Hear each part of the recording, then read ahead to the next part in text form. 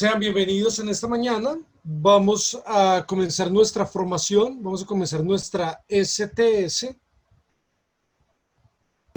Queremos rescatar algo que es muy valioso. Resulta que muchas veces se ha privilegiado cuando hablamos en la parte de lenguaje, si estamos comparando, muchas veces se privilegia la escritura sobre la oralidad. Esto es una situación bastante frecuente, privilegiar la escritura sobre la oralidad.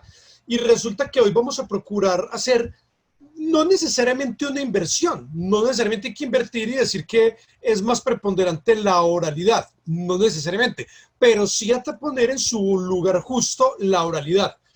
En mi casa, yo cuento, es el título de esta formación, objetivo general, proponer una estrategia desde el área del lenguaje que integre la oralidad en los procesos de producción escrita a partir de situaciones auténticas de comunicación que circulan en el hogar. Si ustedes miran nuestros referentes, el referente que agrupa los máximos que se piden de los chicos, que son los estándares básicos de competencia, por cada grupo de grado hay un máximo que deben alcanzar los chicos, de primero a tercero hay unos máximos, son los estándares de primero a tercero, desde cuarto a quinto hay otros máximos, allí están los estándares, y hay unos derechos que son los que nos traen de mínimo, porque entonces la persona decía, el niño no aprendió a leer y a escribir en primero, tiene hasta tercero, pues resulta que hay unos mínimos. Si bien es cierto que hay unos máximos que se aprenden de primero a tercero, hay unos mínimos, que fue lo que nos puso los pies en la tierra con los derechos básicos de aprendizaje.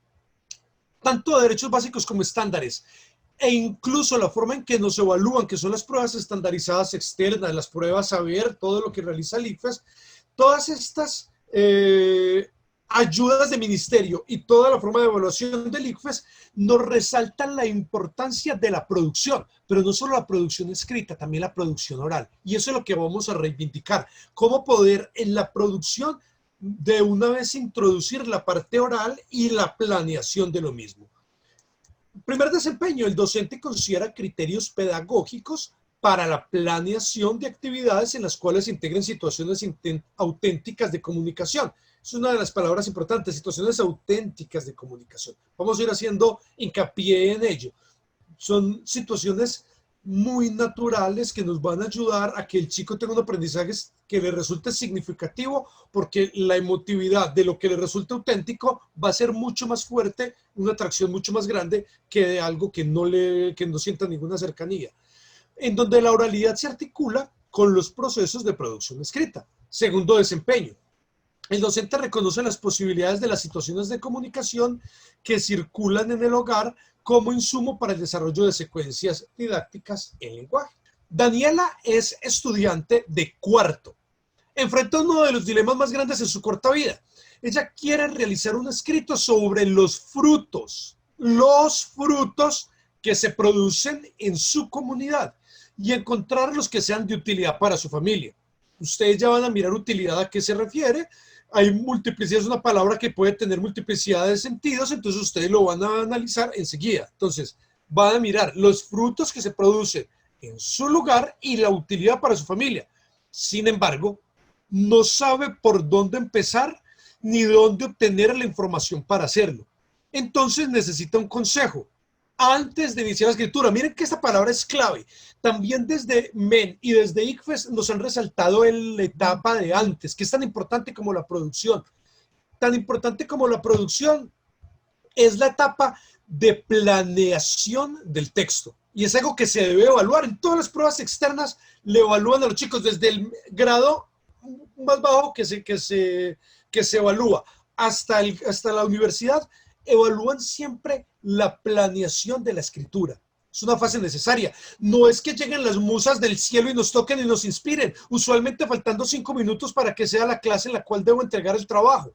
No es así, ni tampoco es como algunas personas han hecho carreras que creen que las musas los inspiran cuando están libando licor. No es en ese sentido, no es que Baco los inspire, no. Es un proceso de planeación y producción. Entonces ese proceso es muy importante. Para planear, esta chica se enfrenta a este dilema y para tratar de planear se pregunta, bueno, ¿quiénes me podrían dar información? Diría ella. ¿Quiénes me podrían dar información acerca de los frutos que hay en mi comunidad? ¿Qué se produce en mi comunidad? ¿Cuáles pueden ser los de mayor utilidad para mi familia? Eso es solo una pregunta, pero hay muchísimas otras. Entonces, esto es parte del problema retórico. Ya comienza a plantearse la resolución de esto en un caso concreto y específico. Entonces, del tema que yo voy a buscar, ¿dónde puedo buscar información? ¿Cuáles son las fuentes apropiadas para esta información? ¿La vamos a mandar a Wikipedia? ¿La vamos a mandar al Rincón del Vago? ¿A dónde? ¿Cómo guardar la información obtenida? Voy a tener un libro gigantesco en donde todo lo que encuentro lo apunto, todo lo imprimo y lo boto luego, lo guardo en una USB. ¿Qué hago? La tercera formación que tendremos nos va a ayudar a pensar en esa idea de algo más global, de algo que hace sinergia entre las distintas áreas del conocimiento para buscar una transversalidad. Por lo pronto, solo manera de reflexión. Ustedes saben que Secretaría de Educación, MEN, muchas instituciones están hablando de lo importante que es, por ejemplo, transversalizar en este instante. ¿Y cuál es la idea de la transversalización? No es que nosotros tengamos muy buenas y muy hermosas guías, por ejemplo, y unamos una con otra, y mandemos una guía de 200 hojas. No es unir muchas guías, sino que podamos tener en poco texto, en poca información, optimizar de manera tal que a partir de ello podamos sacar todas las áreas del conocimiento, que nos sirva un problema, un tema o una excusa como la forma de entrar a diversas áreas del conocimiento. Eso es justo lo que les quiero mencionar. Lo hablamos antes con la parte de proyectos de lectura y escritura en el hogar y lo reiteramos en este momento. Miren ustedes este detalle. Basados en esta pregunta, una pregunta de algo muy genuino, de algo que es muy propio de los chicos, podemos nosotros llegar a una cantidad de materias. En la parte rural estábamos hablando de seguridad alimentaria. Y no solo en la parte rural, sino que podemos hablar en cualquier institución, podemos hablar de ciencias naturales, de educación física. Y miren, comenzamos. De historia y geografía sociales, podemos ver, por ejemplo, los pisos térmicos, en cada piso térmico que se produce a partir de la misma pregunta. Y el nivel de complejidad puede darse para cualquier grado, desde un nivel de complejidad básico hasta un nivel de complejidad altísimo. Podemos ver cada una de las frutas, cuánto pesa, qué proporciones tiene, qué atributos ofrece, qué valor nutricional tiene. Podemos darnos cuenta cuál es el valor nutritivo en escala de cada uno de los frutos. Podemos ver procesos como la oxidación, por ejemplo, y comprender a partir de eso el envejecimiento. Podemos ver cadenas tróficas en todos los niveles y con eso llegamos a ecosistemas, todo a partir de esa misma pregunta que tenía la niña. Podemos ver matemáticas, desde las matemáticas más dulces hasta unas ecuaciones que pueden ser mucho más fuertes con ese tipo de ejercicios. Podemos ver fraccionarios, que justo las frutas son maravillosas para hacer fraccionarios. Cuando el niño está pasando de la etapa de operaciones concretas a operaciones abstractas, podemos trabajar justamente con frutas, que es una herramienta fundamental, y podemos llegar a geometría, trigonometría, cálculo por medio de las mismas frutas. Es decir, cualquiera de estos temas puede ser una excusa útil para poder venir a que nosotros hagamos una transversalización. La naturaleza de la oralidad como ejercicio constituyente de la condición humana tiene en primera instancia un carácter emotivo, espontáneo e informal, en la medida en la que ella se convierte en el fundamento de la interacción humana. Esto es de Capiorio en su texto del 2019. Esto me parece que es muy importante, porque lo que queremos es, estamos en un momento en el cual se ha visto que hay alto riesgo de deserción y hay deserción real. Hay poco interés, hay mucha dificultad, pero entonces se ha descubierto que, como lo planteaba desde la conciencia dilta, y que la conciencia se forja y se estructura a partir del gusto y la emotividad de la persona, que solamente que lo que tiene sentido para mí, lo que yo puedo conocer, puede unirse como una rama de ese tronco de mi conciencia.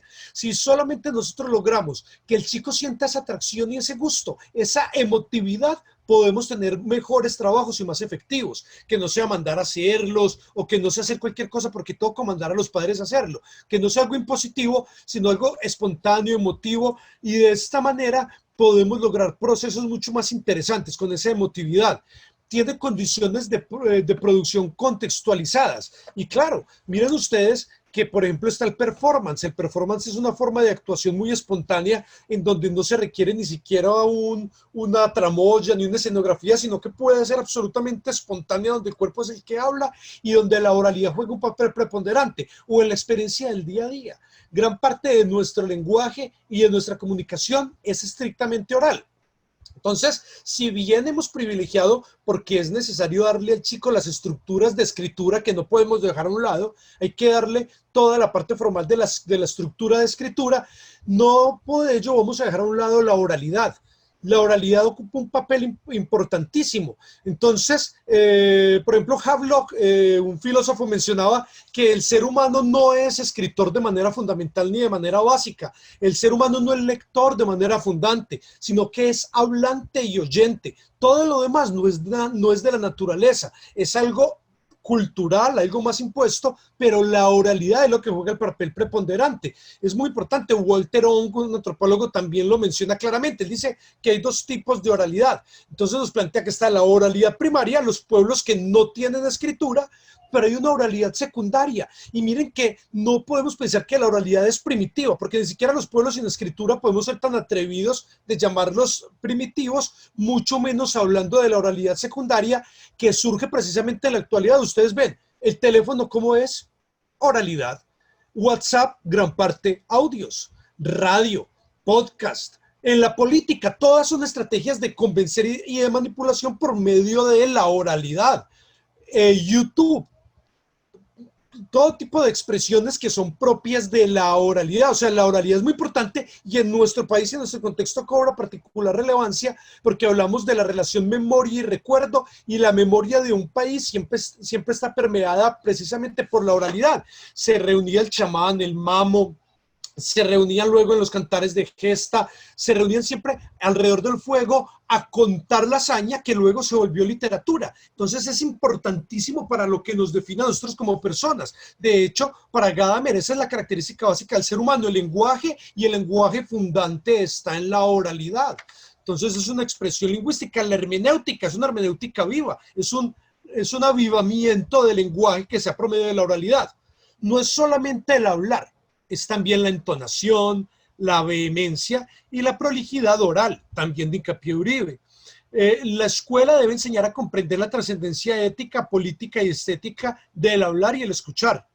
Un modo particular de existir y pensar la realidad en otros espacios, como los académicos, los profesionales, los laborales. Permitir que hablemos. Escritura. Escribir significa producir ideas genuinas y configurarlas en un texto que como tal obedece a unas reglas sociales de circulación. Se escribe para alguien, con un propósito, en una situación particular, en atención a lo cual se selecciona un tipo de texto pertinente. Entonces ya comenzamos aquí con el problema retórico, que si bien Casani nos lo planteó literalmente, esto desde el emporio retórico de Perelman estaba clarísimo. ¿Qué tipo de texto para qué tipo de persona? ¿Cuál es el tema? ¿Qué es lo que quiero hacer? Necesito informar, enseñar, convencer, buscar adhesión, seducir. ¿Para qué es el discurso?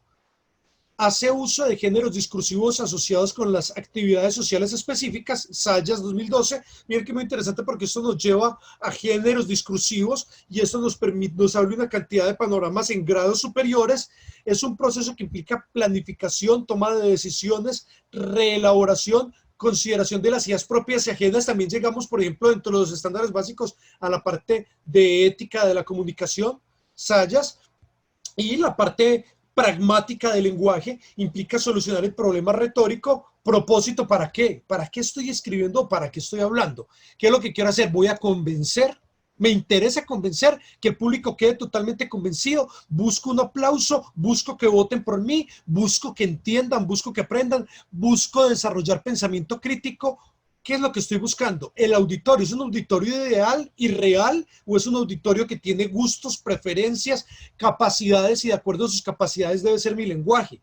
El tipo de texto que es más apropiado, bien sea oral o escrito, y el tema que es el central. Entonces, hasta aquí esta primera parte que estaban conmigo, quedan en compañía de nuestra querida compañera Natalia. Muchas gracias, Sebas. Continuando con esta interrelación entre la oralidad y escritura, encontramos que desde los primeros años de vida, cuando el niño está adquiriendo el código alfabético, es decir, cuando está aprendiendo a escribir en lo que se denomina tradicionalmente como la lectura y la escritura, se da esta relación entre lo que el niño va escuchando, los sonidos, y él va aprendiendo a manipular los diferentes tipos de componentes que tiene el sistema lingüístico. En ese caso, por ejemplo, lo que son los fonemas, las palabras, los textos, el niño va haciendo esa interrelación que necesariamente no es que corresponda completamente a lo que se está presentando en el campo oral y escrito, pero entonces él va haciendo esta relación para desarrollar su conciencia fonológica, es decir, para ir adquiriendo fluidez en su lectura, en su expresión oral. También la oralidad y la escritura pueden verse permeadas a diario por las situaciones cotidianas en las cuales nos vemos involucrados. Es por eso que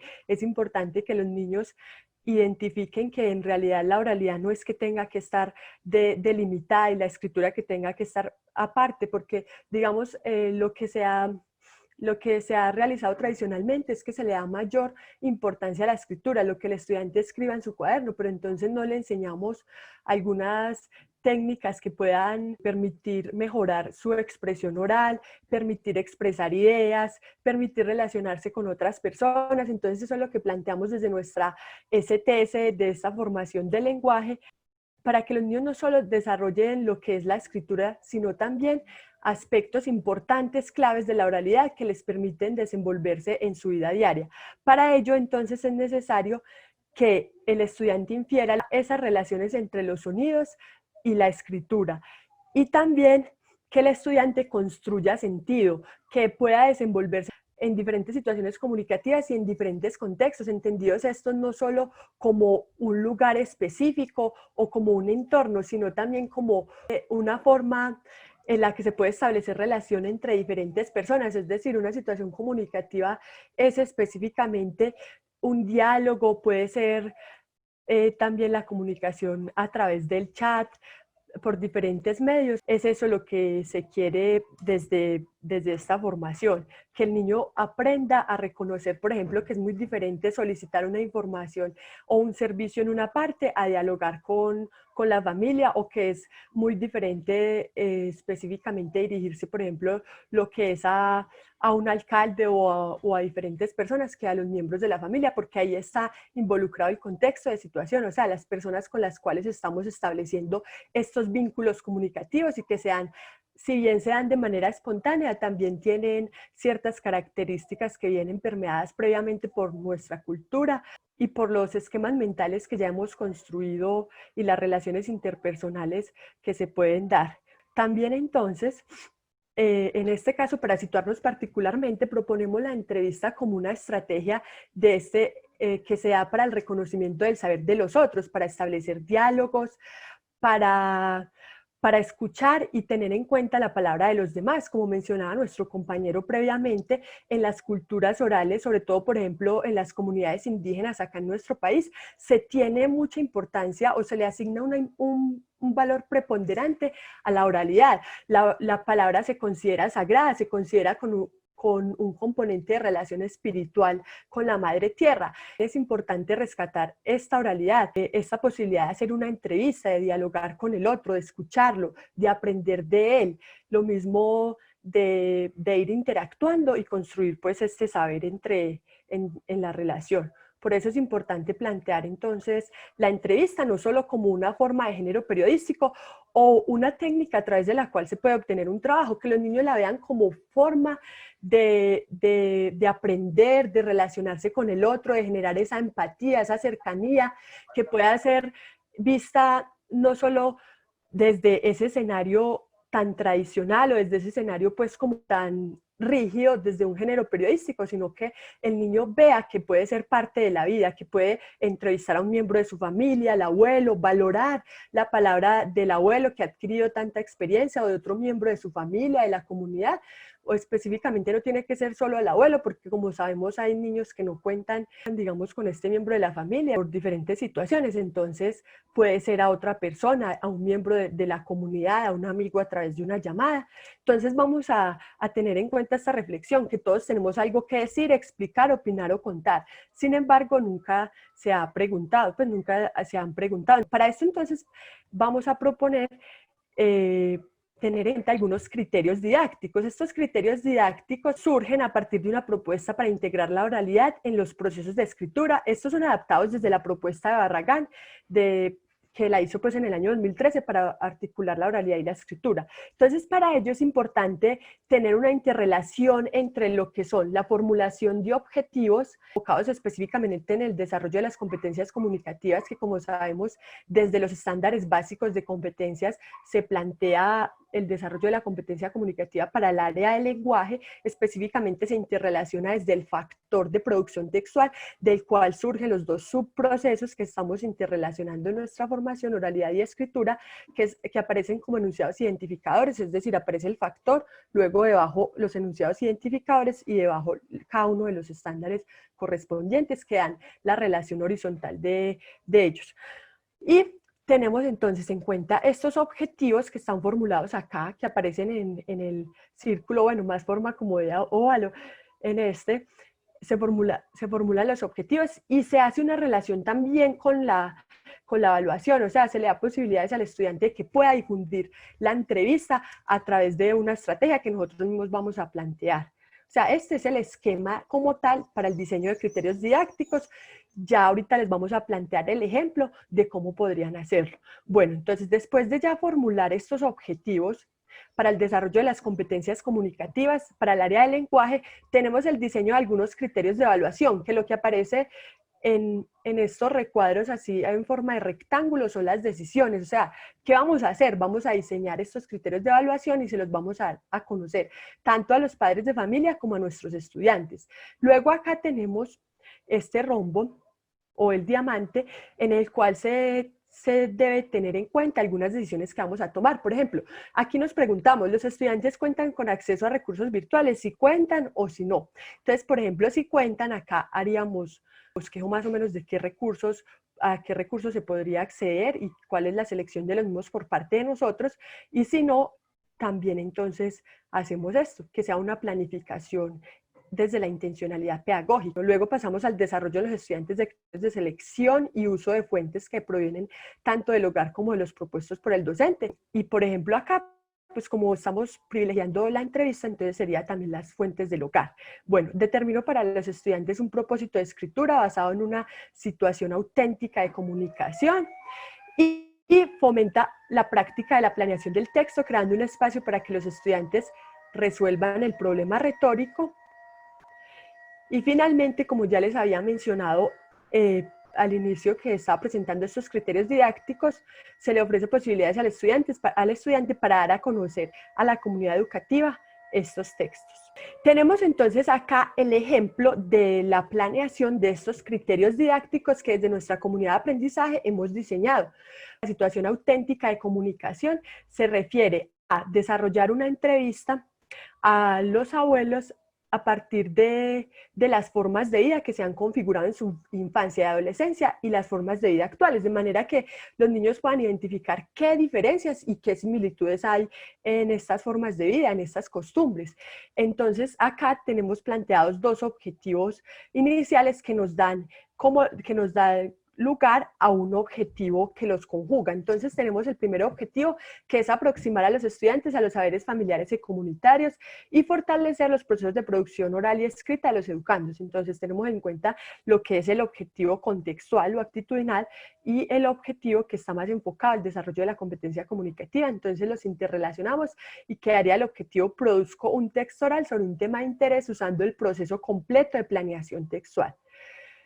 Después de acá, entonces, ya pasamos al diseño de un criterio de evaluación derivado, que sería: produce textos orales en situaciones comunicativas concretas a partir de su realidad familiar y comunitaria, los cuales siguen procedimientos estratégicos para su elaboración, que como lo decía nuestro compañero Sebastián, es muy interesante tener estos procesos de planeación textual, que el estudiante tenga algunas preguntas mediante las cuales pueda adquirir información y aprender de las personas con las que va a desarrollar esa entrevista. Bueno, tenemos entonces acá, nos preguntamos, ¿nuestros estudiantes tienen acceso a recursos virtuales? Entonces, por ejemplo, sí, ¿qué podemos plantear? Videos con entrevistas cortas, contenidos para aprender, o sea, estas cápsulas educativas que están dentro de la plataforma de Colombia Aprende, que son objetos virtuales de aprendizaje, y los estudiantes pueden desarrollar ahí actividades que son interactivas, son dinámicas, permiten que los niños se motiven. Ya si no tenemos, por ejemplo, acceso a recursos, pues entonces a recursos virtuales tenemos las fuentes de tradición oral primaria, los abuelos, los padres de familia, los amiguitos, y material impreso que podemos presentar, por ejemplo, retos para gigantes, el material entre textos y las diferentes guías con las que contemos. Estrategias, ya luego pasamos acá al planteamiento de estrategias para seleccionar, clasificar y usar los recursos de diferentes fuentes. Pasamos después al diseño del propósito de escritura, que en este caso sería, como bien hemos estado planteando desde el inicio de la formación, el diseño de un plan textual para el desarrollo de la entrevista sobre las formas de vida y experiencias familiares desde una intencionalidad pedagógica. Luego haríamos acá el plan textual en el que se resuelve el problema retórico planteado por Casani, teniendo en cuenta lo que es la audiencia, el tema, las preguntas que se van a plantear, y luego hacemos la difusión de la entrevista, que desde nuestra propuesta tenemos organizar un programa radial en el establecimiento educativo o un plegable para exposición mediante video. Igual, esta es una propuesta opcional. De todos modos, también ustedes pueden tener en cuenta, aparte de las necesidades del entorno, otro tipo de características, teniendo en cuenta los criterios y el ejemplo que ya les hemos planteado. Entonces ya en este momento nuestra compañera Carolina les va a presentar a ustedes la propuesta En mi casa yo cuento. Muchas gracias. Vamos a hacer la presentación del proyecto que tenemos desde el área de lenguaje para este ciclo, En mi casa yo cuento. Entonces, como ejercicio de práctica, se propone una estrategia con el ánimo de que los docentes sigan una secuencia reconociendo la manera como se aplican los criterios didácticos que ya han mencionado mis compañeros anteriormente y cómo se puede articular la oralidad en los procesos de escritura. Esto es una propuesta que implica que tenemos que partir de situaciones auténticas de comunicación que se manifiesta en el hogar, desde el hogar, y que puede ser un pretexto para trabajar con los niños desde casa. Debemos tener claro cuáles son los objetivos de esta propuesta y cuáles son los factores de producción textual. Entonces, el objetivo de aprendizaje debe ser corto y concreto, atendiendo a que la actividad se concentra en las habilidades orales, incluyendo también la escucha, que se ponen en marcha dentro de una entrevista. De manera que, al ser un texto oral, se requiere una etapa de planeación y organización, que se debe combinar los aspectos tanto de la lectura como de escritura.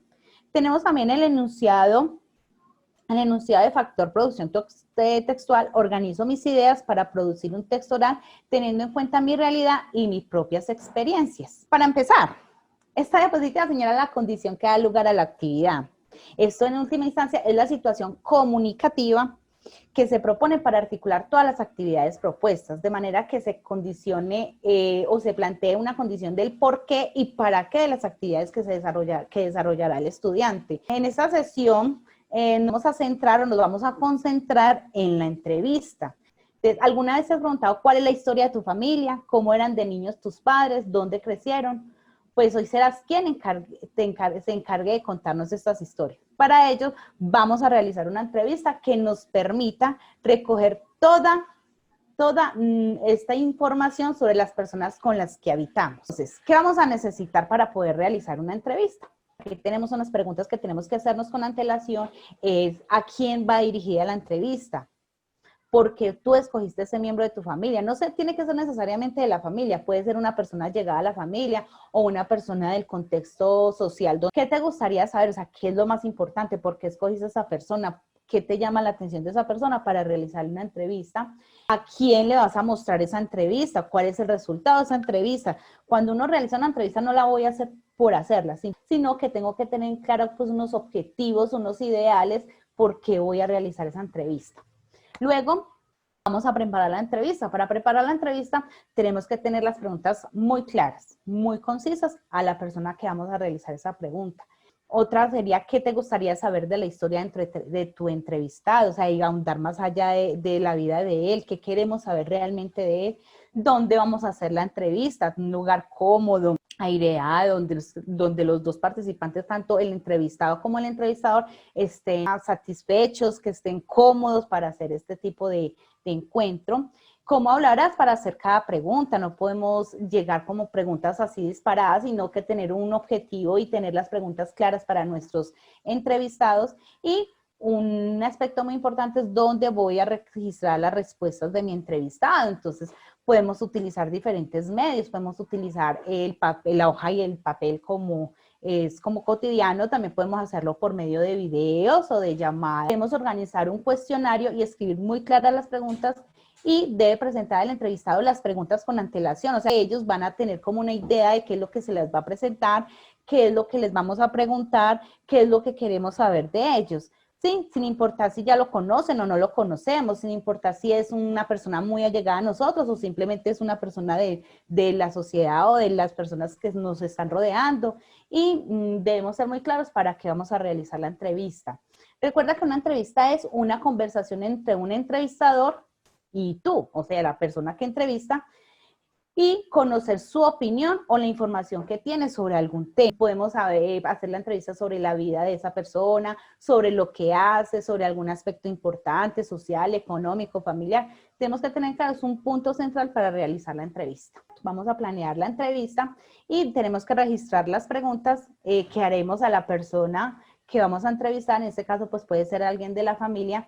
Y antes de empezar la entrevista, debemos presentarnos, decirles quiénes somos, para qué vamos a realizar esta entrevista, la edad, dónde vivimos y los resultados o lo que queremos hacer o a dónde queremos llegar con esa entrevista. Para ello tenemos aquí una serie de preguntas como ejemplos que ustedes pueden tener en cuenta. Por ejemplo, una pregunta 1, ¿cuál es tu nombre y qué lugar ocupas en tu familia? Pregunta 2, ¿dónde naciste y dónde vives actualmente?